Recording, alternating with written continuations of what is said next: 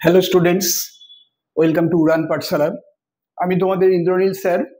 আজকে যে টপিকটা নিয়ে আরম্ভ করব সেটা হচ্ছে অডিটিং। তোমরা জানো যে এসএলএসটি কমার্সের ওপর আমি বিগত কয়েকটা ক্লাস নিয়েছি। যারা নিয়মিত ক্লাস করছো তারা যদি কন্টিনিউ করো শেষ পর্যন্ত, দেখবে তোমাদের পরীক্ষাতে সাফল্য আসবেই।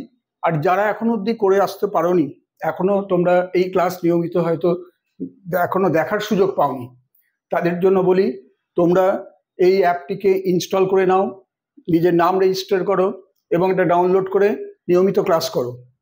যারা তোমরা অলরেডি ক্লাস করছো, তোমাদের বন্ধু বান্ধব বা অন্যান্য যারা আছে এবারে পরীক্ষার্থী, তাদেরকে এই অ্যাপটিকে তাদেরকে বলো যে নিয়মিত দেখতে, ক্লাস করতে, এবং তারা অবশ্যই সাফল্য আসবে। এটা তাদের জন্য আমি সর্বাঙ্গীন সাফল্য কামনা করি। আজকে আমাদের যে টপিকটা, সেই টপিকটার নাম আমি একটু আগেই বললাম, অডিটিং, যেটাকে বাংলায় আমরা বলি নিরীক্ষা। এবং এই নিরীক্ষার যে পেপারটা, তার মধ্যে পার্টিকুলার যে অংশটা আজকে আমরা ক্লাস করছি সেটার নাম হচ্ছে verification and valuation of assets and liabilities. আমরা জানি যে হিসাব বিদ্যাতে ব্যালেন্স শিট তৈরি করতে হয়। ব্যালেন্স শিট বা উদ্যত্তপত্রের দুটো দিক থাকে, একটা দিক হচ্ছে অ্যাসেট সাইড, একটা লায়াবিলিটি সাইড। লায়াবিলিটি মানে দায় বা দেনা, আর অ্যাসেট মানে হচ্ছে সম্পদ, অ্যাসেটস অ্যান্ড প্রপার্টিস আমরা বলি। সেই অ্যাসেটস অ্যান্ড প্রপার্টিস আর আরেকদিকে হচ্ছে লায়াবিলিটিস। এই যে বোথ সাইড, এই বোথ সাইডকে ভেরিফাই করা, অর্থাৎ যাচাইকরণ করা। ভ্যালুয়েশন মানে তার মূল্যায়ন। এই পুরো ব্যাপারটাই অডিটের একটা পার্ট। একজন অডিটরকে এই ভেরিফিকেশন আর ভ্যালুয়েশন এটার ওপরে বিশেষভাবে নির্ভর করতে হয়। তার ওপরে ওই ব্যবসায়ের যে যাবতীয় অর্থনৈতিক যে তার প্রেক্ষাপট, অর্থাৎ সেখানে ঠিকভাবে যথার্থভাবে সমস্ত তার প্রকৃত এবং সত্য যে ন্যায্য চিত্র সেটা তুলে ধরা হয়েছে কিনা, সেটাই কিন্তু একজন অডিটরের কাজের মধ্যে পড়ে, দায়িত্বের মধ্যে পড়ে। তো আমরা আসছি যেটা নেক্সট পেজে, সেখানে হচ্ছে এই ভেরিফিকেশন অফ অ্যাসেটস বা সম্পত্তির যাচাইকরণ বলতে কি বোঝায় এটা আমরা জানবো। অডিটর তো ভেরিফিকেশন করছেন, কিন্তু এই ভেরিফিকেশন কিভাবে করছেন এবং তার করার ফলাফলটা কি ইত্যাদি সম্পর্কে আমরা আজকে এখানে একটু দেখে নেব, আলোচনা করব। দেখে নাও, প্রথমে বলছে যে verification of assets means checking the right side of the balance sheet. দেখো, right side of the balance sheet কথাটা মানে কি? ব্যালেন্স শিটের ডান দিকে আমরা কি রাখি? Assets and properties. আর লেফট সাইডে সাধারণত থাকে কি? Liabilities, capital and liabilities. তাহলে এই অ্যাসেটের ভেরিফিকেশন করা মানে হচ্ছে যে ব্যালেন্স শিটের ডান দিক অর্থাৎ অ্যাসেট সাইডটা, সেটা যথার্থভাবে সেখানে সমস্ত কিছু রেকর্ড করা হয়েছে কিনা, সঠিকভাবে রেকর্ড করা হয়েছে কিনা। দেখো, অ্যাসেট আর লায়াবিলিটি এর মধ্যে দুভাগে ভাগ করি আমরা। অ্যাসেটকে আমরা ফিক্সড অ্যাসেট, কারেন্ট অ্যাসেট। লায়াবিলিটিসের মধ্যেও আছে ইন্টারনাল লায়াবিলিটি, এক্সটার্নাল লায়াবিলিটি, বিভিন্ন পার্টে এগুলোকে রেকর্ড করা হয়। This means when the auditor examines the right hand side of the balance sheet, then it is considered as verification of assets. তার definition পেয়ে গেলে যে ভেরিফিকেশন অফ অ্যাসেটস বলতে ঠিক কি বোঝায়।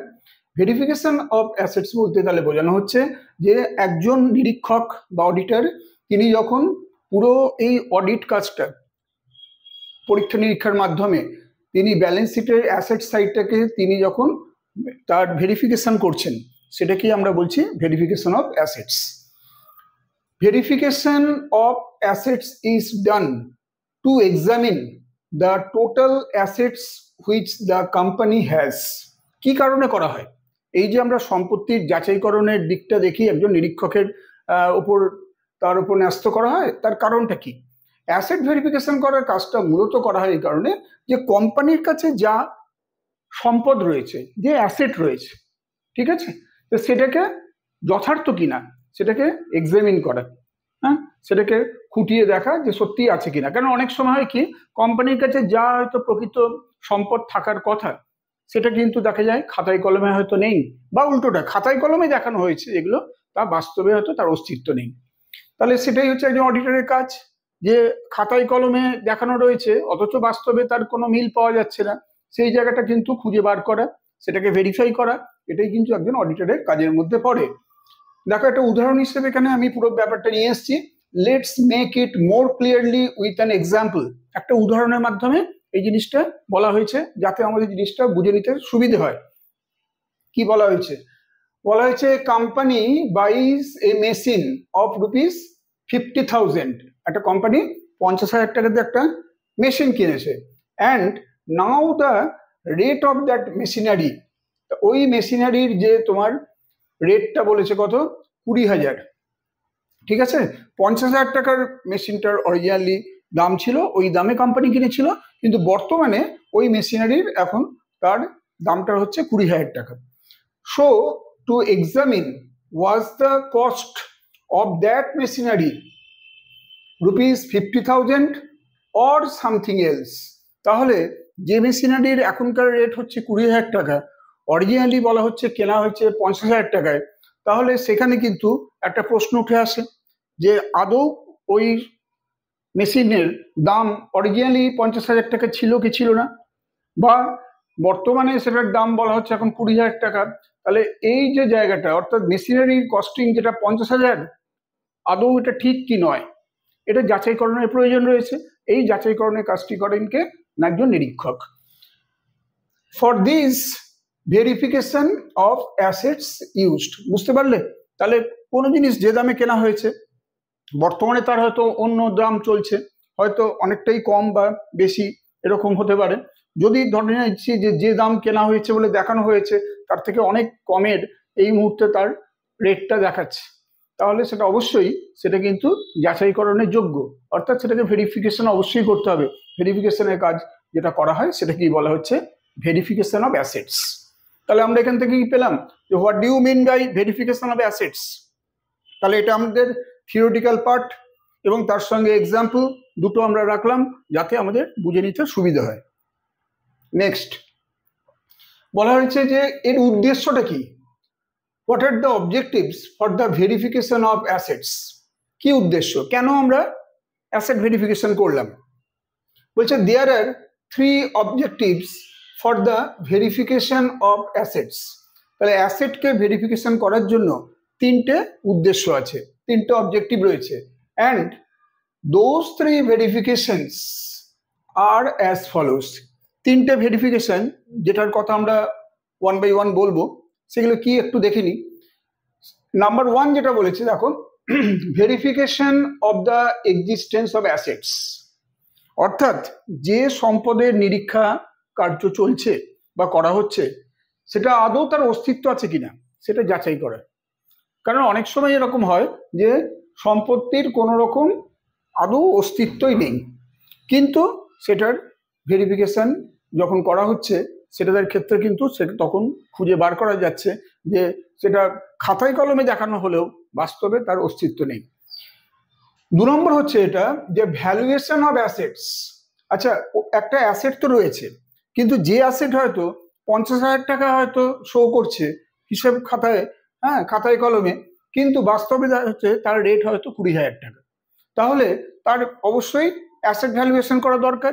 এই অ্যাসেট ভ্যালুয়েশন যদি প্রপারলি না করা যায় তাহলে কিন্তু এর সত্যাসত্য নির্ধারণ করা কঠিন হয়ে পড়ে। করবেন কে কাজটা? করবেন একজন নিরীক্ষক। তাহলে নিরীক্ষক প্রথমে ভেরিফিকেশন করবেন, অ্যাসেট ভেরিফিকেশন, দেন অ্যাসেট ভ্যালুয়েশন। থার্ড কি? থার্ড হচ্ছে অথরিটি অফ দেয়ার এক্সিস্টেন্স, তাদের অস্তিত্বের কর্তৃত্ব। অর্থাৎ অ্যাসেট তো না হয় আছে, তার ভেরিফিকেশনও হলো, তার ভ্যালুয়েশনও হলো, কিন্তু এর মালিককে, অর্থাৎ ওই ধরনের যে অ্যাসেটগুলোকে দেখানো হয়েছে সেটা কি সম্পত্তিটা কোম্পানির বা সেই প্রতিষ্ঠানের, নাকি না প্রতিষ্ঠানের বাইরের কিছু সম্পত্তি এনে সেখানে দেখানো হয়েছে। তাহলে এই ধরনের যে সমস্ত ধরো বিভিন্ন জাল জুয়াচুরি বলো বা যে সমস্ত ত্রুটিগুলো বলো, যেগুলো আমাদের সাধারণত নিরীক্ষা কার্যে সেটা উদ্ঘাটন হয়, সেগুলোই আমরা কিন্তু বার করার জন্যই আমরা অ্যাসেট ভেরিফিকেশন করি। অর্থাৎ একজন নিরীক্ষক অ্যাসেট ভেরিফিকেশন করেন তার কতগুলি উদ্দেশ্য মাথায় রেখে। ফার্স্ট হচ্ছে verification of the existence of asset, অর্থাৎ অ্যাসেটের আদৌ তার কোনো অস্তিত্ব আছে কিনা, যদি থাকে তাহলে সেই অ্যাসেটের বর্তমান ভ্যালুয়েশন কি, তার মূল্যায়ন সেটা করা হয়, এবং সেই অ্যাসেট তার মালিকানা কার হাতে রয়েছে। ঠিক আছে, এই তিনটে দিক কিন্তু আমাদের অ্যাসেট ভেরিফিকেশনের অবজেক্টিভের মধ্যে আমরা দেখছি। নেক্সট বলছে যে verification of the existence of assets, এই পর্যায়ে পরবর্তী যেটা বলা হয়েছে, though this objective it examines that how many assets were before and how many assets are there at present. মানে কি, এই যে অবজেক্টিভগুলো, আমি তিনটে অবজেক্টিভ নিয়ে অলরেডি আলোচনা করেছি, সেখানে এটা পরীক্ষা করে দেখা হয় যে কতগুলো অ্যাসেট আগে ছিল, অর্থাৎ নিরীক্ষা কার্যের আগে কতগুলো অ্যাসেট ছিল, এবং how many assets are there at present, অর্থাৎ আগে কতগুলো ছিল, বর্তমানে কতগুলো অ্যাসেট এসছে। অর্থাৎ অ্যাসেটের পরিমাণ হয়তো কোনো একটা হিসাব বর্ষের মধ্যে বাড়তে পারে, আবার কমে যেতেও পারে। তাহলে সেটা মূল্যায়ন করার সময় সেখানে কিন্তু তার যে ফিজিক্যাল এক্সিস্টেন্স, সেইটা কিন্তু খুব দেখা বিশেষভাবে প্রয়োজন। ঠিক আছে, তাহলে নিরীক্ষার কারণে আমরা কি কি দেখছি না, কতগুলো অ্যাসেট আগে ছিল, কতগুলো অ্যাসেট বর্তমানে রয়েছে। This method helps companies to find out the profit and loss of the company if he compares their assets from before to after। অর্থাৎ কোনো কোম্পানির তার তোমার হচ্ছে লাভ এবং ক্ষতি, কোম্পানির লাভ বা ক্ষতি এটা বার করার জন্য তাহলে এই মেথডটা কি করে, এই মেথডটা সাহায্য করে। ঠিক আছে, তাহলে এই যে তোমার মেথডটা, এর মাধ্যমে এটা কম্প্যারিজন করা যায় যে আগে কোম্পানির কি পরিমাণ সম্পত্তি ছিল, পরবর্তীতে কতটা সম্পত্তি এসছে, বা কতগুলো সম্পত্তির পরিমাণ এসে দাঁড়িয়েছে, তার যে তোমার ভেরিফিকেশন এবং ভেরিফিকেশনের পরবর্তী স্টেজে ভ্যালুয়েশন, এইগুলো কিন্তু করা হচ্ছে কাজের মধ্যে পড়ে নিরীক্ষকের। ভ্যালুয়েবল অ্যাসেটস, ঠিক আছে, এবার দেখো, this process examines how much money a company is. তাহলে অ্যাসেট ভ্যালুয়েশন করার মাধ্যমে আমরা জানতে পারি যে একটা কোম্পানির কত পরিমাণ তাদের অর্থ সম্পদ রয়েছে। ঠিক আছে, কারণ এটার মাধ্যমেই জানা যেতে পারে যে অ্যাসেট ভ্যালুয়েশনের মাধ্যমে, যে এই প্রসেসটার মাধ্যমে যে একটা কোম্পানি কি পরিমাণে তার অর্থ সম্পদ রয়েছে।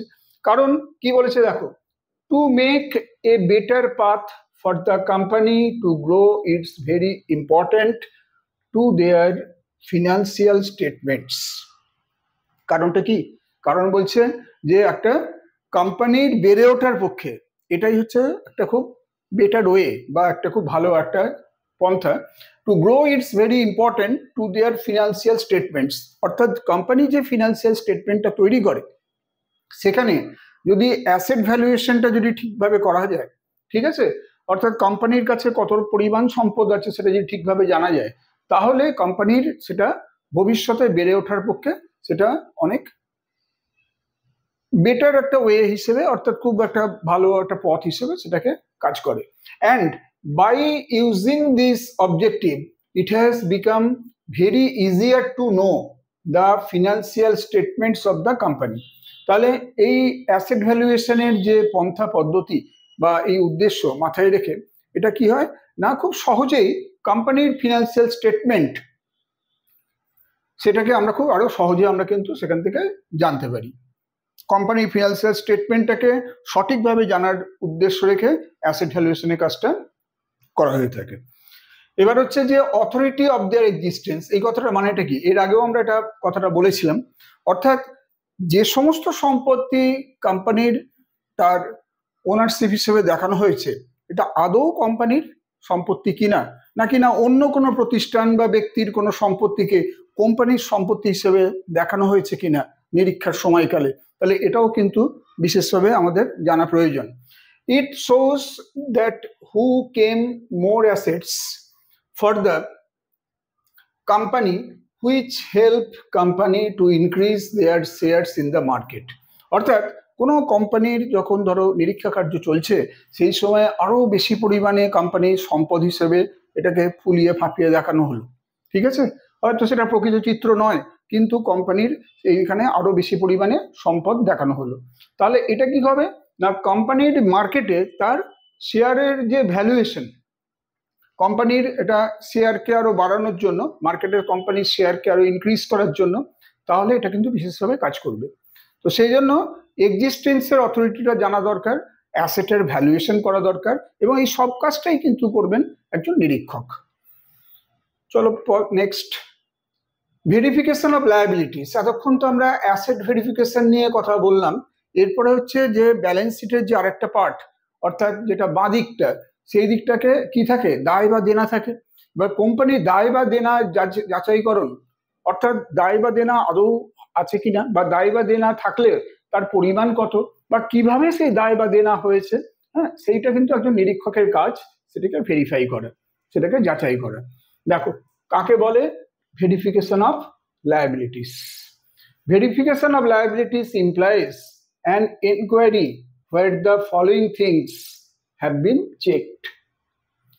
কতগুলো এখানে পয়েন্ট আমরা নিচে পরপর বলেছি, যে তার মাধ্যমে এই কোনো দায় বা দেনা, কোনো প্রতিষ্ঠানের দায় বা দেনার তার যাচাইকরণ দেখা হয় না। কতগুলো জিনিসকে আমরা যখন অনুসন্ধান করি, অর্থাৎ একজন নিরীক্ষক অনুসন্ধান করে যখন সেগুলো যাচাই করেন, তার মাধ্যমেই ভেরিফিকেশন অফ লায়াবিলিটিস করা হয়ে থাকে। কি প্রথম পয়েন্টটা না, বলছে when verification of liabilities occur then the check that is all the liabilities are recorded in the balance sheet or not. অর্থাৎ ব্যালেন্স শিটের দুটো দিক আছে, আমি আগে একাধিকবার বলেছি, একটা অ্যাসেট সাইড, একটা লায়াবিলিটি সাইড, বাঁ দিকটা হচ্ছে লায়াবিলিটি সাইড। সেই লায়াবিলিটি সাইডের সমস্ত রকম যে দায় বা দেনা, ইন্টারনাল লায়াবিলিটি বলো বা এক্সটার্নাল লায়াবিলিটি বলো, লং টার্ম লোন যদি থাকে বা শর্ট টার্ম লোন থাকে, যাই থাকুক না কেন, সেগুলো সবগুলোই সেখানে রেকর্ড করা হয়েছে কিনা। কারণ অনেক সময় দেখা যায় যে ব্যালেন্স শিটের কিন্তু প্রকৃত অবস্থা আমরা দেখার, মানে যখন প্রকৃত অবস্থাকে ভালো দেখানোর উদ্দেশ্যে অনেক সময় অন্যায্যভাবে কি হয়, এই দায় বা দেনার পরিমাণকে কমিয়ে দেখানো হয়। তো সেটা আদৌ যা যা তার দায় বা দেনা আছে, প্রকৃত চিত্র তার তুলে ধরা হয়েছে কিনা, একজন নিরীক্ষকের এই লায়াবিলিটি ভেরিফিকেশনের সময় এটা দেখে নেওয়া কিন্তু অবশ্য কর্তব্য। এটা গেল একটা পয়েন্ট। দ্বিতীয় বলছে as the liability should be related to business, so they check that is the liabilities recorded in the balance sheet is related to business or not. অর্থাৎ দ্বিতীয় পয়েন্টে কি বলেছে, যে যেহেতু এই দায় বা দেনাগুলো ব্যবসা সম্পর্কিত, অর্থাৎ কোম্পানি চালাতে গিয়ে বা ওই ব্যবসা চালাতে গিয়ে দায় বা দেনা ঘটেছে, so they check that it is the liabilities recorded in the balance sheet is related to business. এমন হতেই পারে যে এখানে বলা হয়েছে যে ব্যবসা সম্পর্কিত কিনা এই দায় বা দেনা, সেটাও তো দেখতে হবে। দায় বা দেনা ঘটেছে এটা হয়তো সত্যি, কিন্তু দায় বা দেনা যেটা ঘটেছে ব্যবসার ক্ষেত্রে, সেটা ব্যবসা সম্পর্কিত হতেও পারে, নাও হতে পারে। অর্থাৎ দেখা যেতে পারে যে কোম্পানির যারা মালিক পক্ষ বা যে কোনো ব্যবসার, সেটা এক মালিকই হোক বা যে কোনো তোমার ধরো যাক অংশীদারি ব্যবসা হোক বা কোনো কোঅপারেটিভের ক্ষেত্রে হোক, যারা মালিক পক্ষ তাদের হয়তো ব্যক্তিগত কিছু দায় বা দেনা, সেটা হয়তো ব্যবসার ক্ষেত্রে সেটাকে অন্তর্গত করা হয়েছে, ব্যবসায় অন্তর্ভুক্তি হয়েছে, তাহলে সেটা ভুল, তাহলে সেটা ইচ্ছাকৃত বা অনিচ্ছাকৃত ত্রুটির মধ্যে পড়তে পারে। তাহলে এইভাবে যদি কোনো একজন হিসাব রক্ষক যদি হিসাব পেশ করেন, তাহলে নিরীক্ষক যদি তার প্রকৃত এবং ন্যায্য চিত্র যদি তুলে ধরেন, তাহলে কিন্তু সেখানে এই ধরনের ত্রুটিগুলো ধরা পড়ে।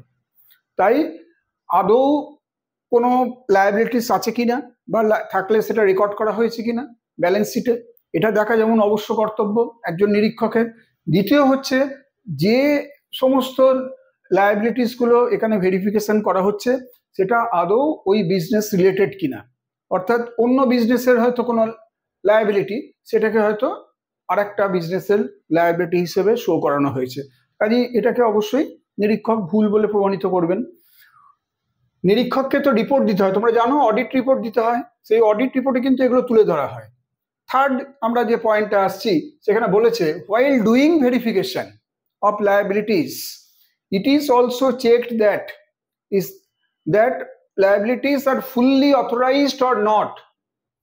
কোনো একটা কোম্পানি বা বড় কোনো একটা সংস্থা, তারা হয়তো প্রচুর টাকা মার্কেট থেকে লোন হিসেবে নিয়ে নিল, বা প্রচুর টাকা হয়তো তাদের পেন্ডিং হিসেবে রয়েছে, হ্যাঁ, তাদের হয়তো ইন্টারনাল লায়াবিলিটি বা এক্সটার্নাল লায়াবিলিটির পরিমাণ হিউজ। কিন্তু যখন একজন অডিটর এই ভেরিফিকেশনটা করবেন, এই লায়াবিলিটি ভেরিফিকেশন করতে গিয়ে তাকে অবশ্যই দেখে নিতে হবে যে এই ধরনের দায় বা দেনার অনুমোদন আদৌ আছে কিনা। ঊর্ধ্বতন কর্তৃপক্ষের কাছ থেকে যদি যথাযথভাবে তার অনুমোদন না থাকে তাহলে অবশ্যই নিরীক্ষক তার নিরীক্ষা রিপোর্টে সেটা অবশ্যই তুলে ধরবেন। এটাকেও কিন্তু তার একটা কাজের মধ্যে পড়ে। ফোর্থ দেখো, they check that in liabilities the value is correctly mentioned or not।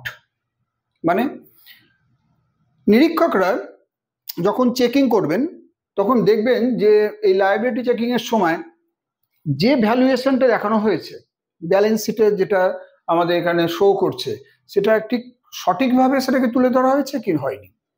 ঠিক আছে, অর্থাৎ দেখা যেতে পারে যে হেডসের ক্ষেত্রে হয়তো কোনো রকম পরিবর্তন করা হয়েছে, অথবা শুধু ফ্যাক্টস নয় ফিগারের ক্ষেত্রেও হয়তো কিছু পরিবর্তন হয়েছে।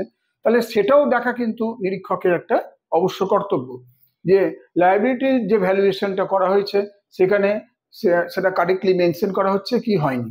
ঠিক আছে, যে ফিগারগুলো লায়াবিলিটি দেখানো হয়েছে। So these are the things that verify while examining or verifying liabilities in the balance sheet। তাহলে লাস্ট লাইন থেকে আমরা আবার একটা প্রশ্নে উঠে আসতে পারি যে ব্যালেন্স শিটের যা আমাদের লায়াবিলিটি গুলো ভেরিফিকেশন করা হচ্ছে, যখন এই ভেরিফিকেশনের সময়কালে যে এইগুলোকেই ভেরিফাই করা হয়, ঠিক আছে, যার মাধ্যমে আমরা কোনো একটা কোম্পানির তার দায় বা দেনা সঠিকভাবে উপস্থাপিত হয়েছে কিনা সেটা আমরা একটা নিরীক্ষকের অডিটেড ব্যালেন্স শিটের মাধ্যমে আমরা সেটা জানতে পারি। তাহলে আমরা প্রথমে দেখলাম ভেরিফিকেশন অফ অ্যাসেটস আর ভেরিফিকেশন অফ লায়াবিলিটিস বলতে কি বোঝায়। তার আগে আমরা দেখেছি যে ভেরিফিকেশন বলতে কাকে বলে। ভেরিফিকেশন মানে হচ্ছে সম্পত্তির যাচাইকরণ, ঠিক আছে, সম্পত্তি বা দায় হতে পারে। আর ভ্যালুয়েশন মানে হচ্ছে মূল্যায়ন, অর্থাৎ সম্পত্তি এবং দায়ের মূল্যায়ন, দুটোই কিন্তু একটা অবশ্য কর্তব্য একজন নিরীক্ষকের। নেক্সট দেখো, অবজেক্টস অফ ভেরিফিকেশন। ভেরিফিকেশনের যা যা অবজেক্ট তার মধ্যে এখানে 9টা পয়েন্ট আমরা তুলে রেখেছি। এই 9টা পয়েন্টের মধ্যে প্রথম হচ্ছে পিকচার অফ ট্রু পজিশনস। অবশ্যই ব্যবসায়ের যারা মালিক পক্ষ, ব্যবসায়ের যারা বোর্ড অফ ডিরেক্টরস যারা আছেন, হ্যাঁ, প্রচুর শেয়ার হোল্ডার যারা হয়তো আছেন বড় কোম্পানি বা সংস্থার, তারা অবশ্যই এটা দেখে নিতে চান যে ট্রু পজিশনটা কি রয়েছে, হ্যাঁ, প্রকৃত যে চিত্রটা অর্থাৎ সম্পদ বা দায়ের প্রকৃত চিত্র সেটা তারা দেখতে চান। নাম্বার 1। নাম্বার 2 হচ্ছে কারেক্ট ভ্যালুয়েশন। কারেক্ট ভ্যালুয়েশন মানে যে শুধুমাত্র যে সম্পদ বা দায়গুলো দেখানো হয়েছে সেটাই যথার্থ তা নয়, তার সঙ্গে তার মূল্যায়নটাও যথার্থ হয়েছে কিনা। মূল্যায়ন যদি সঠিকভাবে না হয় তাহলে কখনোই কিন্তু আমরা এইটা ট্রু পজিশনের পিকচার আমরা পাবো না। কাজেই ভ্যালুয়েশন খুব সঠিক অর্থে হওয়া দরকার। Third, not exceeding the actual. অর্থাৎ যা প্রকৃত অর্থে সম্পদ বা দায় আমার কোম্পানির ব্যালেন্স শিটে দেখানো রয়েছে, ঠিক আছে, সেখানে কোনোভাবেই যেন যার যে অ্যাকচুয়ালকে কখনোই যেন এক্সিড করে যায়নি, এই জায়গাটা দেখতে হবে। ঠিক আছে, যা অ্যাকচুয়ালস হওয়া দরকার বা যেটা হওয়ার কথা, যেটা হিসাবের খাতায় তোলা হয়েছে, সেটাকে যেন কোনোভাবেই ছাপিয়ে না যায়, অতিরিক্ত না হয়। 4 নম্বর, not less than the actual. শুধু প্রকৃত সম্পত্তি বা দায় যে দেখানো প্রয়োজন তা নয়, এর যেমন অতিরিক্ত হবে না এর থেকে কোনো কমও হবে না। ঠিক আছে, এটা একদম সেটা যেন এনশিওর করতে হবে। তাহলে কি কি দেখলাম? Picture of true position. দ্বিতীয় আমরা দেখলাম কারেক্ট ভ্যালুয়েশন। থার্ড হচ্ছে not exceeding the actual and not less than the actual. 5 নম্বর কি বলেছে? 5 বলেছে এক্সিস্টেন্স অ্যান্ড পজেশন। খাতায় কলমে দেখানো হয়েছে যে এই আমার সম্পদ রয়েছে, স্থায়ী সম্পদ, চলতি সম্পদ এবং আমার বহির্দায় অন্তর্দায় সবকিছু দেখানো হয়েছে এবং দুদিক ব্যালেন্স শিট মিলিয়ে দেওয়া হয়েছে। কিন্তু খাতায় কলমে সেটা মিললেও একজন নিরীক্ষকের দায় হচ্ছে যে তার কর্তব্য হচ্ছে যে সেটা বাস্তবে সেটার অস্তিত্ব আছে কিনা সেটা দেখে নেওয়া, এবং শুধু তাই নয় সেটা ব্যবসায়ের সেটা মালিকানায় এটা রয়েছে কিনা, অর্থাৎ ওই সমস্ত সম্পদ এবং দায় তার মালিকানা কার হাতে রয়েছে সেটাও কিন্তু খুঁটিয়ে দেখা প্রয়োজন। তাই 5 নম্বরটা দেখো, এক্সিস্টেন্স অ্যান্ড পজিশন, অর্থাৎ ফিজিক্যাল এক্সিস্টেন্স। ঠিক আছে, শুধু হিসাব বইয়ের এক্সিস্টেন্স নয়, ফিজিক্যাল এক্সিস্টেন্স এটাও কিন্তু সমানভাবে জরুরি। 6 নম্বর হচ্ছে ওনারশিপ অ্যান্ড টাইটেল। তাহলে ওনারশিপকে এবং তার টাইটেল কার হাতে রয়েছে, তাহলে ওনারশিপ অ্যান্ড টাইটেল এটা একটা বড় গুরুত্বপূর্ণ জিনিস। আর হচ্ছে এই যখনই আমাদের ভেরিফিকেশন করা হয়, তার যে অবজেক্টিভগুলো আমরা সেখান থেকে খুঁজে পাই, তার মধ্যে আরেকটা হচ্ছে উইদাউট ফ্রড অ্যান্ড ইরেগুলারিটি, কোনো রকম জালিয়াতি সেখানে হয়নি এবং কোনো রকম অনিয়ম সেখানে ঘটেনি, এইটা যেন সেখানে যাচাইকরণ করা হয়। যাচাইকরণের মাধ্যমে কারবারের যারা বিভিন্ন রকম ইন্টারেস্টেড পার্টি আছেন, তারা সবসময় এটা জানতে চান ওই কারবারে কোনো ফ্রড আছে কিনা, কোনো ইরেগুলারিটিস আছে কিনা। সেটা একজন নিরীক্ষক নিশ্চিত করবেন তার অডিট রিপোর্টের মাধ্যমে যে আদৌ ওই কারবারটি সঠিকভাবে পরিচালিত হয়েছে কিনা, হিসাব নিকাশ যথার্থতা দেখায় কিনা। এরিথমেটিক্যাল অ্যাকুরেসি, এরিথমেটিক্যাল অ্যাকুরেসি অর্থাৎ যে ধরো অ্যাসেট এবং লায়াবিলিটি, হ্যাঁ, এর যে বোথ সাইড এটা সবসময় মিলে যায় আমরা দেখি, অর্থাৎ পাটিগণিতিক যে হিসাবটা সেটা সঠিক এবং যথার্থ কিনা সেটাও কিন্তু ভেরিফিকেশনের মাধ্যমে আমরা পেতে পারি। আর লাস্ট পয়েন্ট কি বলা হয়েছে? লাস্ট পয়েন্ট বলা হয়েছে correct presentation of balance sheet. যদি সমস্ত রকম আমাদের দায় বা দেনাগুলো সঠিকভাবে তুলে ধরা হয় তাহলে, এবং সেটা যদি প্রকৃত তার চিত্র ব্যালেন্স শিটের মাধ্যমে সেখানে যদি তুলে ধরা হয়, তাহলে অবশ্যই এই যে 9 নম্বর পয়েন্টটি অর্থাৎ ব্যালেন্স শিটের যে কারেক্ট প্রেজেন্টেশন আমরা অবশ্যই সেখান থেকে পেতে পারি। তাহলে এইগুলোকে এনশিওর করা, এই 9টা পয়েন্টকে কার দায়িত্ব বা কর্তব্য? সেটা হচ্ছে একজন নিরীক্ষকের কাজ। নিরীক্ষক কিন্তু এটা অবশ্যই করবেন। চলো, ভেরিফিকেশন ভ্যালুয়েশন পড়ার পর আমরা যেটা পাচ্ছি সেটা হচ্ছে এই ভেরিফিকেশন করার না কিছু নীতি আছে, কিছু প্রিন্সিপল আছে, যাকে আমরা বলছি প্রিন্সিপল অফ ভেরিফিকেশন। তাহলে তোমায় কোশ্চেন দিতে পারে যে what do mean by principle of verification? হ্যাঁ, যাচাইকরণের নীতি বলতে কি বোঝায়? দেখো, নাম্বার 1 বলেছে প্রথমটায় যে verification is done as the existence of assets and liabilities. এই কথা আমি আগেও বলেছি যে ফিজিক্যাল এক্সিস্টেন্স অর্থাৎ বাস্তবে সেই সম্পত্তির এবং দায়ের আদৌ কোনো অস্তিত্ব আছে কিনা সেটাকে যাচাই করা। সেই যাচাই করা হচ্ছে নিরীক্ষকের একটা কাজের মধ্যে পড়ে। তাই নাম্বার 1 হচ্ছে এটা, এটা একটা প্রিন্সিপাল। 2 নম্বর প্রিন্সিপাল কি বলছে? বলছে যে to verify the ownership and title of the assets and liabilities. অর্থাৎ এই যে অবজেক্টগুলো আমরা বলেছিলাম না, সেগুলোকেই প্রিন্সিপালের মধ্যে আমরা এখানে ট্রান্সফার করেছি।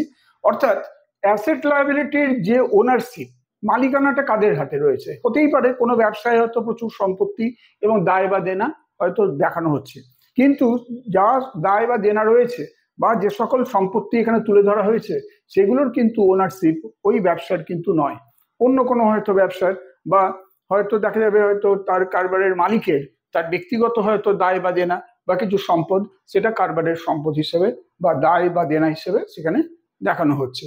তাই সেটাকে ভেরিফাই করাই হচ্ছে একজন নিরীক্ষকের অবশ্য কর্তব্য। 3 নম্বর বলছে to verify if any loan on the company. কোম্পানির কোনো লোন আছে কিনা, ঠিক আছে? কোম্পানির লোন সেটা শর্ট টার্ম হতে পারে, লং টার্ম হতে পারে, যে কোনো থার্ড পার্টির কাছে, আউটসাইডারদের কাছ থেকে।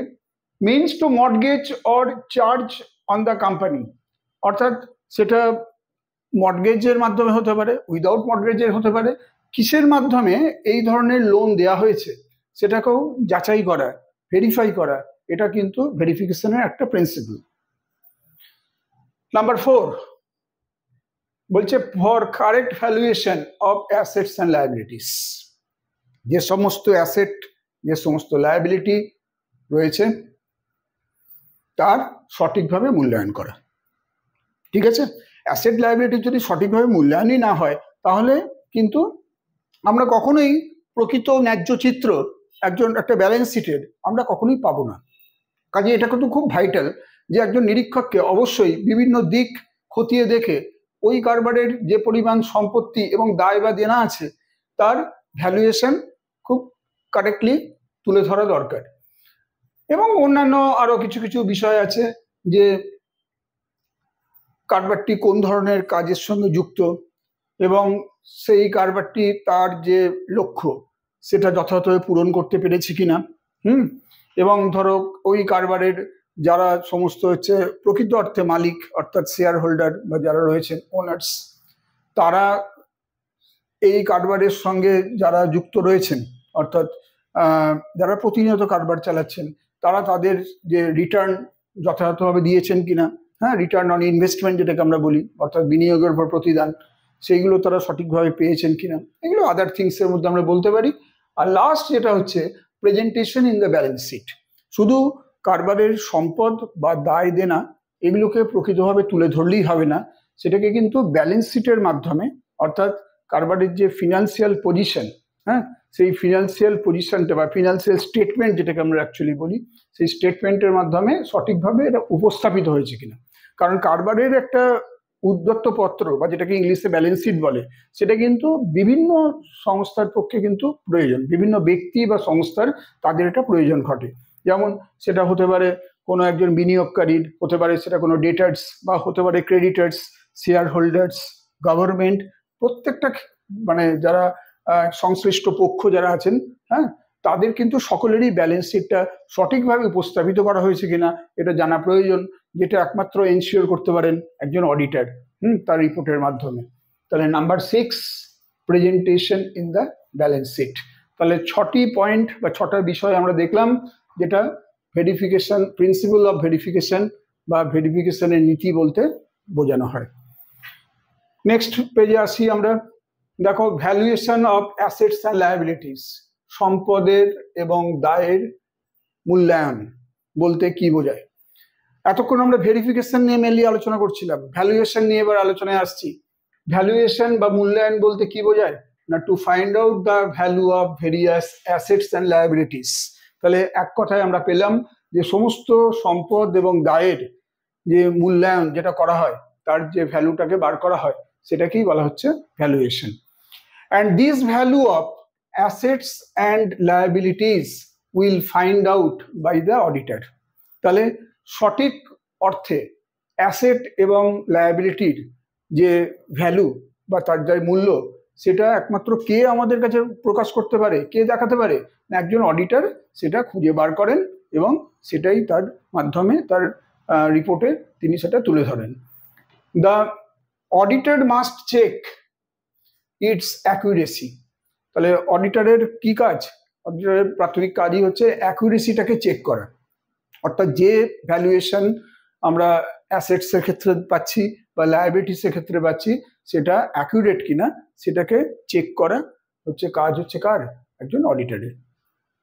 The auditor checks the proper value of assets and liabilities do not occur, then it will be either seen as overvalued or undervalued. তার মানে এখানে বলা হচ্ছে যেটা যে অ্যাসেট লায়াবিলিটি যেগুলো হয়তো আদৌ নেই, ঠিক আছে, সেটা তাহলে এক হতে পারে যে সেটা অ্যাসেট বা লায়াবিলিটিগুলো প্রকৃতভাবেই হয়তো তুলে ধরা হয়নি, এবং নয় হয়তো সেগুলোকে কি হচ্ছে ওভার ভ্যালুয়েশন করা হয়েছে, যা সঠিক মূল্য তার থেকে বেশি মূল্য দেখানো হয়েছে, বা সেগুলো হয়তো যার সঠিক মূল্য তার হয়তো নিচে বা তার কমিয়ে দেখানো হয়েছে। তাহলে সম্পদ এবং দায়ের ওভার ভ্যালুয়েশন হোক আন্ডার ভ্যালুয়েশন হোক, সেটাকে কিন্তু অডিটরই একমাত্র করতে পারেন কি, সেগুলো তার প্রকৃত চিত্র তুলে ধরতে পারেন, সেগুলোকে খুঁটিয়ে পরীক্ষা করতে পারেন এবং তার মাধ্যমে সঠিকতা যাচাই করতে পারেন। Next, the auditor must check that the value of assets and liabilities which have to appear in the balance sheet is correct or not. তাহলে ব্যালেন্স শিটের যে ভ্যালুয়েশনটা দেখানো হয়েছে কার? অ্যাসেট লায়াবিলিটি, সেইটা যথার্থ কিনা, সেটা কারেক্ট কিনা, সেটা একমাত্র কে আমাদের কাছে এটা বলতে পারেন? সেটা একমাত্র আমাদের সামনে তুলে ধরতে পারেন একজন নিরীক্ষক। নিরীক্ষকের কাজই হচ্ছে সেটাকে চেক করা, ঠিক আছে। দে অলসো চেক, শুধু এটাই নয়, তার আর কি কি চেক করে? They also check that the balance sheet is prepared by following the accounting principles and conventions or not. আমরা জানি অ্যাকাউন্টিং প্রিন্সিপাল অনেকগুলো আছে, বা কিছু কিছু ডক্ট্রিন আছে, বা কিছু কনসেপ্ট বা কনভেনশন আছে, সেই সমস্ত আমাদের হিসাব নিকেশকরণের নীতি বা প্রথা বা পদ্ধতি, সেইগুলো মেনে এই ব্যালেন্স শিটটা তৈরি করা হয়েছে কিনা, সেটাও কিন্তু একজন নিরীক্ষক সেটা নিরীক্ষা করেন। তাহলে নিরীক্ষকের কিন্তু দায় বা দায়িত্বটা কিন্তু অনেক বড় মাপের, বড় ধরনের। তিনি শুধু অ্যাসেট বা লায়াবিলিটির যে ভ্যালুয়েশন করবেন তাই শুধু নয়, শুধু যে ভেরিফিকেশন করবেন তাও নয়, তার পাশাপাশি সমস্ত বিভিন্ন ধরনের অ্যাকাউন্টিং যে প্রিন্সিপাল বা যে কনভেনশনগুলো সেগুলো প্রপারলি মেনে চলা হয়েছে কিনা সেটাও কিন্তু তিনি নিরীক্ষার সময়কালে তুলে ধরবেন। তাহলে আমরা মোটামুটি একটা চিত্র পেলাম যে অ্যাসেট লায়াবিলিটির ভ্যালুয়েশন বলতে ঠিক কি বোঝায়। আচ্ছা, এরপরে আমরা আসছি মেথড অফ ভ্যালুয়েশন। এই যে অ্যাসেট লায়াবিলিটির যে মূল্যায়নটা হয় সেই মূল্যায়ন করার জন্য কতগুলো পদ্ধতি আছে, সেই পদ্ধতিগুলোর নামগুলো আমি বলছি। এই পদ্ধতিগুলো মেনেই কিন্তু অ্যাসেট এবং লায়াবিলিটির ভ্যালুয়েশন করা হয়ে থাকে। ফার্স্ট ওয়ান হচ্ছে কস্ট প্রাইস, অর্থাৎ যেটা তার মূল্য আর কি, সেই মূল্যের অ্যাসেট, তার অ্যাসেটের যে কস্ট প্রাইস তার ভিত্তিতে করা যেতে পারে। হিসেব বইয়ে যে মূল্যটা লেখা আছে অভিহিত মূল্য বা যেটাকে আমরা বুক ভ্যালু বলি, সেই ভিত্তিতে ভ্যালুয়েশন করা যেতে পারে। আচ্ছা, কোনো রিলায়েবল কোনো একটা সোর্স বা কোনো কনসেপ্টের মাধ্যমে আমরা তার ভ্যালুয়েশন করতে পারি। আচ্ছা, মার্কেট ভ্যালু মানে বাজারে ওই ধরনের সম্পত্তির তার বাজার মূল্য কত, সেই বাজার মূল্য নির্ধারণের মাধ্যমেও আমরা কিন্তু সম্পত্তির মূল্যায়ন করতে পারি। রিপ্লেসমেন্ট ভ্যালু, রিপ্লেসমেন্ট ভ্যালু হচ্ছে একটা সম্পত্তি পরবর্তীকালে কোনো সময় হয়তো রিপ্লেস করা হচ্ছে, তো রিপ্লেস করার সময়ে ওই সম্পত্তির যে রিপ্লেসমেন্ট ভ্যালু তার বেসিসে মূল্যায়ন করা হতে পারে।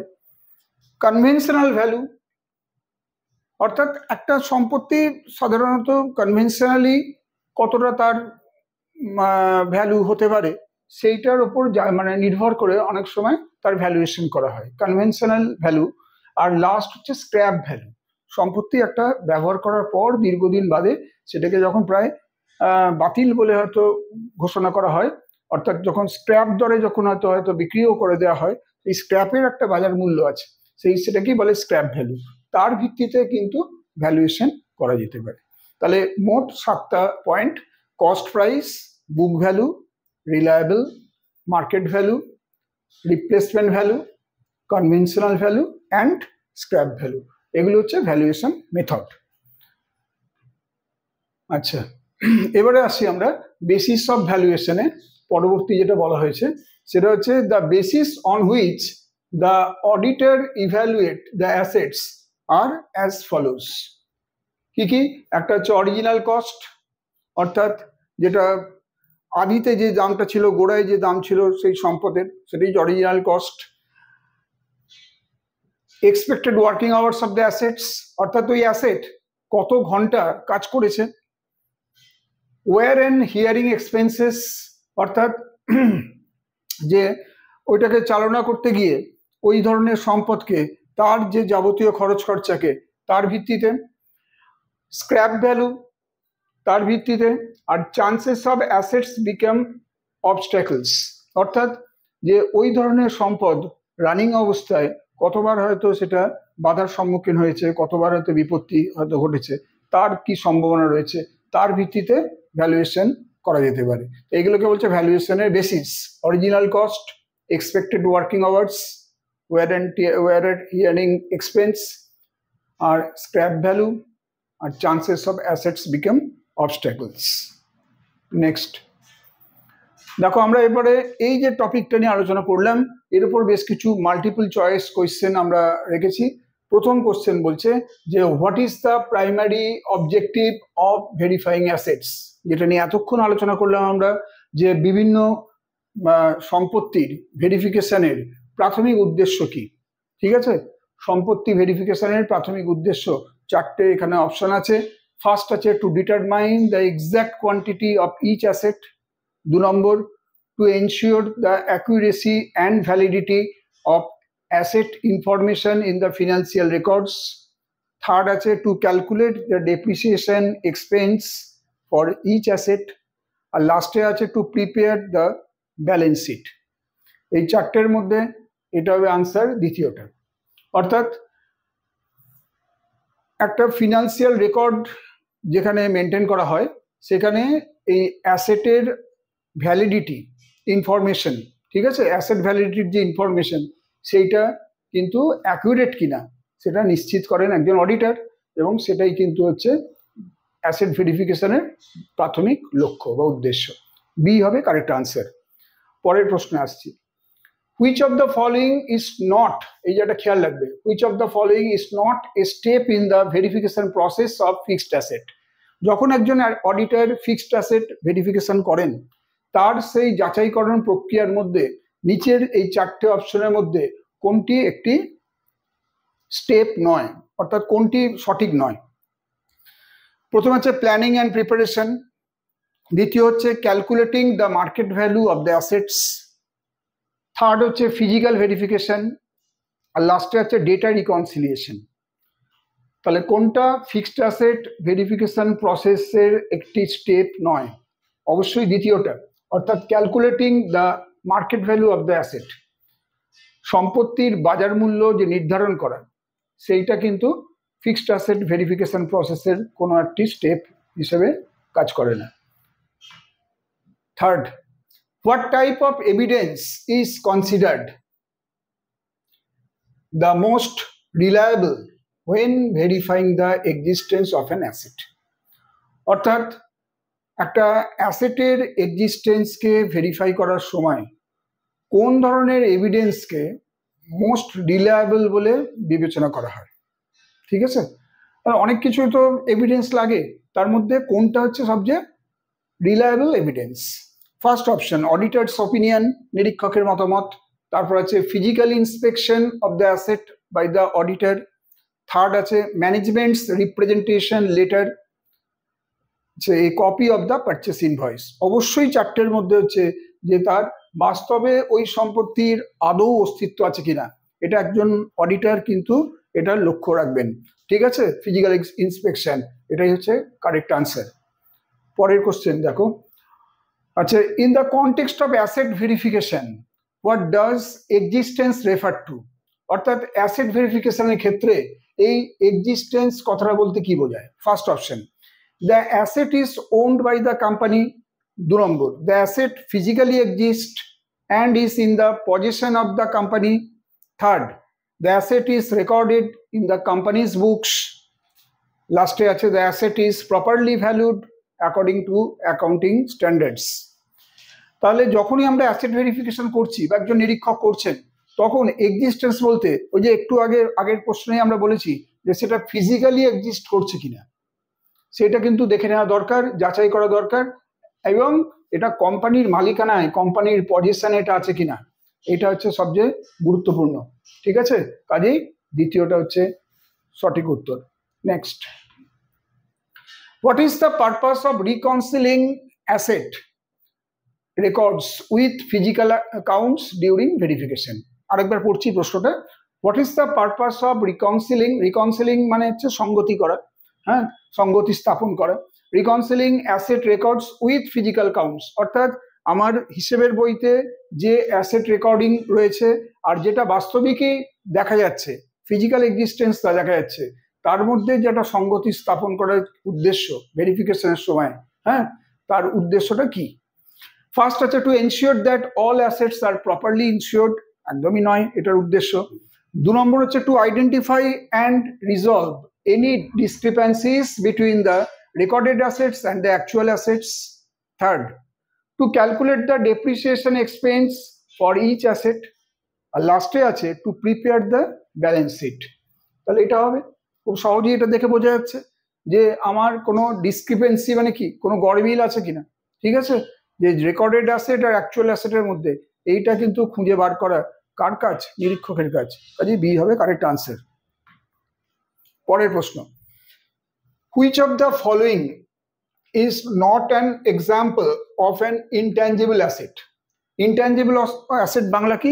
অস্পর্শনীয় সম্পদ। এই যে চারটে অপশন দেওয়া আছে তার মধ্যে কোনটা অস্পর্শনীয় সম্পদের উদাহরণ নয়? এই নট কথাটা খেয়াল রাখো। আচ্ছা দেখো, কপিরাইটস, ইনভেন্টরি, পেটেন্টস, ট্রেডমার্কস, এই চারটের মধ্যে ইনভেন্টরি মানে কি? Stock.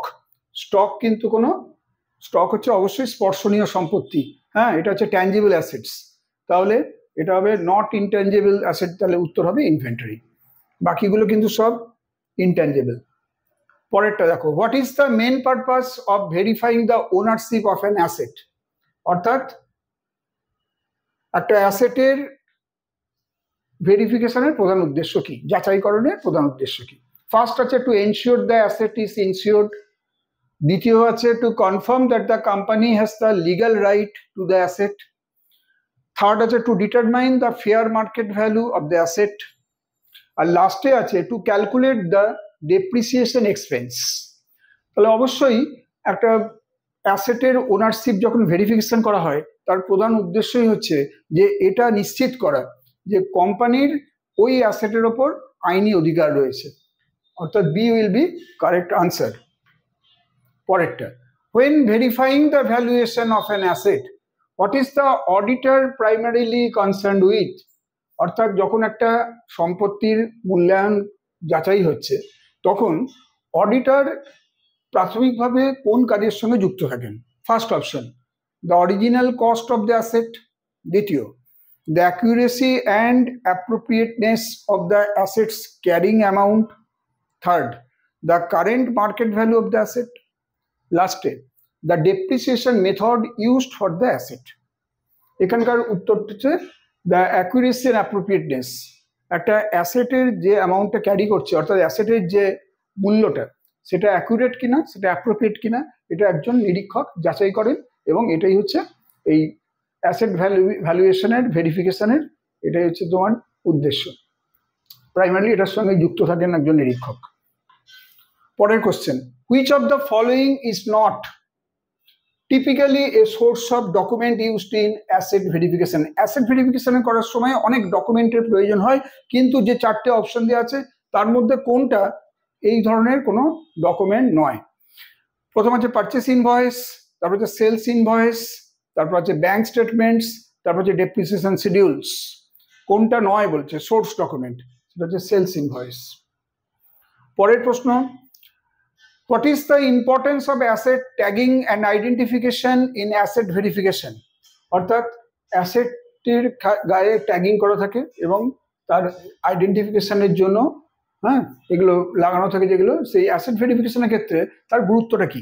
First option, it helps in calculating the depreciation expense, দ্বিতীয় it provides the unique identifier for each asset aiding in tracking and verification, আচ্ছা, থার্ড হচ্ছে it is a requirement for all companies regardless of size, আর লাস্টে আছে it simplifies the process of calculating the net realisable value of assets. অবশ্যই track করার জন্য, ঠিক আছে, অর্থাৎ প্রত্যেকটা অ্যাসেট তার প্রত্যেকটা ইউনিক আইডেন্টিফিকেশন আছে, সেইটাকে ভেরিফাই করার সময় এবং ট্র্যাক করার জন্য এটা অডিটরের প্রয়োজনে লাগে। পরেরটা দেখো, নেক্সট হচ্ছে what is valuation in auditing? অর্থাৎ নিরীক্ষা ক্ষেত্রে মূল্যায়ন বলতে কি বোঝায়? প্রথম অপশন আছে determination of historical cost of asset, তারপর determination of present market value of asset, তারপর আছে estimation of future sales value of asset, all of the above. এটা অবশ্যই আমরা আগে দেখেছি যে determination of present market value of asset, এটা হচ্ছে অডিটিং এর ভ্যালুয়েশন বলতে এই জিনিসটাকে বোঝায়, বর্তমানে বাজারে ওই সম্পত্তির বাজার মূল্য কত রয়েছে সেটা নির্ধারণ করে। When an asset is valued, which principle becomes the most important? যখন একটা অ্যাসেট ভ্যালুয়েশন করা হয় কোন প্রিন্সিপালটাকে সেটা মূলত সেখানে মেনে চলা হয়, কোন প্রিন্সিপালটিকে? ফার্স্ট হচ্ছে consistency principal, conservatism principal, historical cost principal, good faith principal. এই চারটের মধ্যে যেটাকে আমরা বলি রক্ষণশীল নীতি বা কনজারভেটিজম প্রিন্সিপাল, সেটিকে মেনে চলা হয়।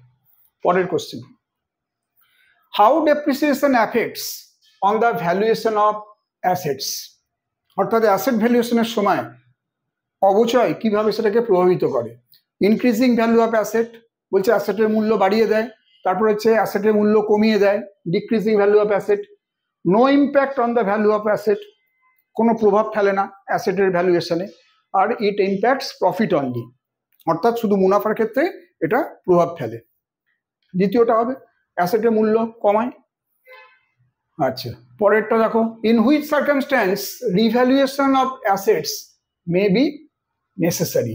অর্থাৎ সম্পদের যে পুনর্মূল্যায়ন কোন ক্ষেত্রে কোন পরিস্থিতিতে প্রয়োজনীয় হতে পারে?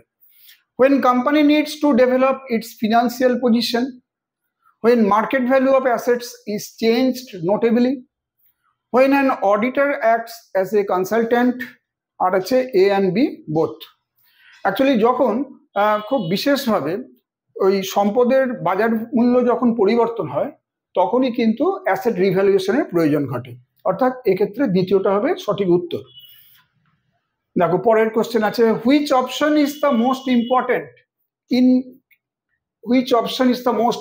In case of valuation of current liabilities, অর্থাৎ চলতি দায় বা দেনার মূল্যায়নে নিচের এই চারটি অপশনের মধ্যে কোনটা সর্বাধিক গুরুত্বপূর্ণ। ঠিক আছে, দেখে নাও তোমরা নিজেরা পারো কিনা। ফার্স্টে আছে হিস্টোরিক্যাল কস্ট, তারপর আছে ম্যাচুরিটি ডেট, থার্ড হচ্ছে ফিউচার মার্কেট কস্ট, আর লাস্টে আছে information related with previous year.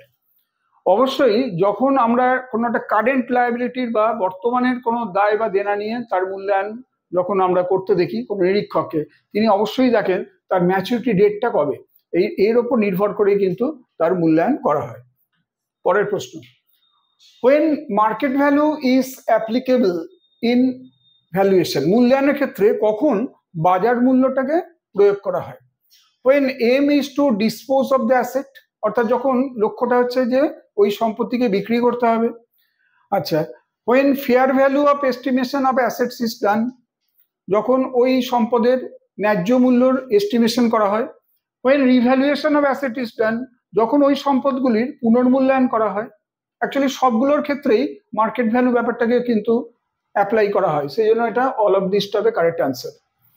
পরের কোশ্চেন দেখো, which principle is followed by an auditor in asset valuation, সম্পত্তি মূল্যায়নের ক্ষেত্রে একজন নিরীক্ষক কোন ধরনের প্রিন্সিপালকে ফলো করবেন? First option historical cost principle only, তারপর হচ্ছে going concern concept and consistency principle, third হচ্ছে মার্কেট প্রাইস প্রিন্সিপাল অনলি, লাস্টে আছে principle at own description only. এখানে হচ্ছে চলমান ধারণা নীতি এবং হচ্ছে কনসিস্টেন্সি প্রিন্সিপাল অর্থাৎ সঙ্গতিপূর্ণ নীতি, এটাকেই মেনে চলেন ভ্যালুয়েশনের সময়। Next question, which factors R considered in the valuation of an enterprise, অর্থাৎ একটা ব্যবসায়ী উদ্যোগ, সেই উদ্যোগের মূল্যায়নে কোন কোন বিষয়গুলোকে বিবেচনা করা হয়? Goodwill of such organisation only, তারপর হচ্ছে average profit and rate of capitalisation, third আছে number of employees of an organisation only, আর লাস্টে আছে logo of organisation only. B will be correct answer. পরের, why auditor make valuation of assets and liabilities, খুব গুরুত্বপূর্ণ প্রশ্ন। Asset লায়াবিলিটির valuation কেন একজন অডিটর করেন? First, because it is not legally compulsory. Second is because it reveals true and fair view of financial statement. Third বলছে because it increases profit of the company only. আর লাস্টে বলছে none of the above. খুব খালি চোখে আমরা পরিষ্কারই বুঝতে পারছি যে একটা আর্থিক যে বিবৃতি বা আর্থিক ফিনান্সিয়াল স্টেটমেন্ট তার যেটা প্রকৃত এবং ন্যায্য চিত্র তুলে ধরা, এটাই নিরীক্ষকের কাজ, সেই জন্য দ্বিতীয়টা হবে কারেক্ট আনসার। লাস্ট কোয়েশ্চেন দেখো, value of a firm is usually based on, একটা প্রতিষ্ঠানের মূল্য কার ওপরে প্রতিষ্ঠিত?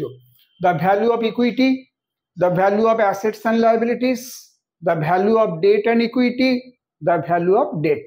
খুব সহজেই বোঝা যাচ্ছে যে সম্পদ এবং দায় বা দেনার যে মূল্য তার উপরেই কিন্তু একটা ফার্মের ভ্যালু তার উপরে নির্ভরশীল, অর্থাৎ বি হবে কারেক্ট আনসার। আজকে আমরা এই টপিকটা বেশ কিছুটা আলোচনা করে তার উপর আমি বেশ কিছু কয়েকটি মাল্টিপল চয়েস কোয়েশ্চেন দিলাম, আশা করি এটা থেকে তোমরা উপকৃত হবে। আজকে আমাদের ক্লাস এই অবধি, সবাই ভালো থেকো, এখানেই শেষ করলাম।